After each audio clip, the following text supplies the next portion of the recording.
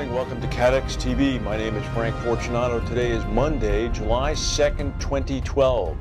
If you're in the northeastern United States, I'm not telling you anything you don't know. It's very hot.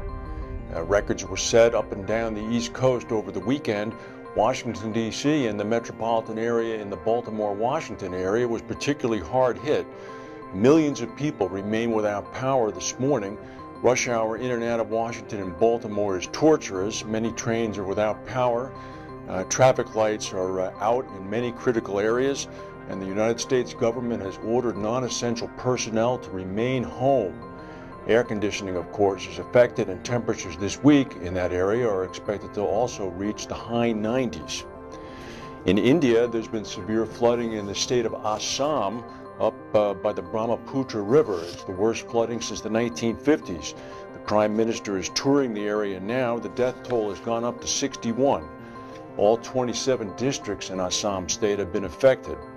And in Colorado, that Waldo Canyon wildfire, a corner now seems to have been turned in fighting it. Firefighters are saying that the blaze is now about 55% contained. Of course, 346 homes and 2 lives have been lost. The fire is the worst insured disaster in Colorado state history as of right now. The Insurance Times is reporting that Aon's decision to redomesticate to London could prompt Marsh McLennan to follow suit. According to the Insurance Times' investigation, the UK favorable tax regime and center as a global insurance market, which lured Aon from the US, now could be luring the main rival of Aon, Marsh, into making the same move. Marsh was unavailable for comment. The Insurance Times is not saying anything else. That would be a big blow to the United States. The chairman of British-based Barclays Bank announced his resignation this morning, accepting responsibility for the rate-fixing scandal and leaving the chief executive officer to face the growing demand that he step down too.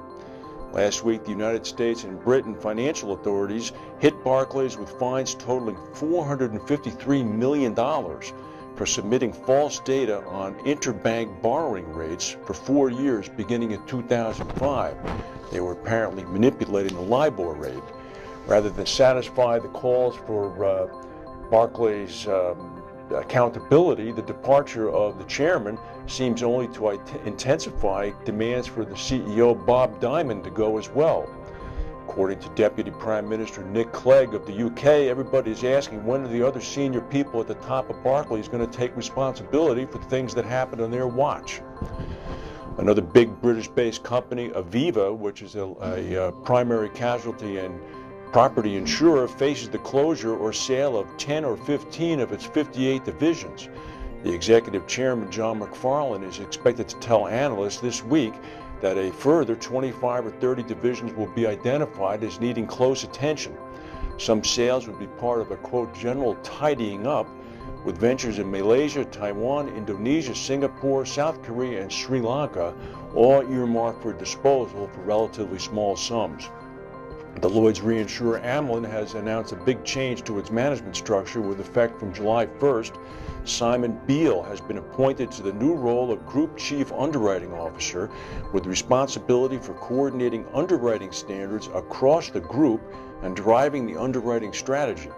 Beale is going to also chair Amlin's underwriting practice boards, which are to be established to cover the areas of reinsurance, international property and casualty, marine aviation and transport, domestic and commercial insurance. In short, that's everything. And in France yesterday, a new law came into effect where it's going to now become compulsory for drivers to carry breathalyzer kits in their cars.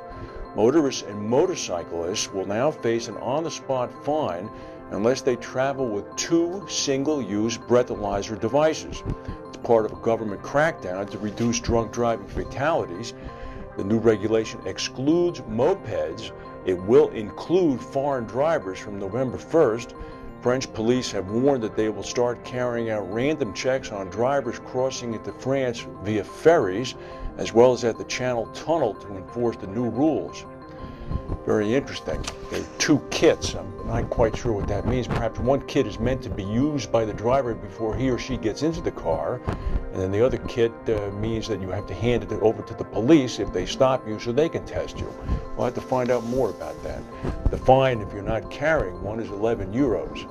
Of course, presumably the French police carry their own breathalyzers, and the fine for driving while intoxicated is much more than 11 euros. That's the news for today. If you get any breaking news, let us know. If not, we'll see you tomorrow.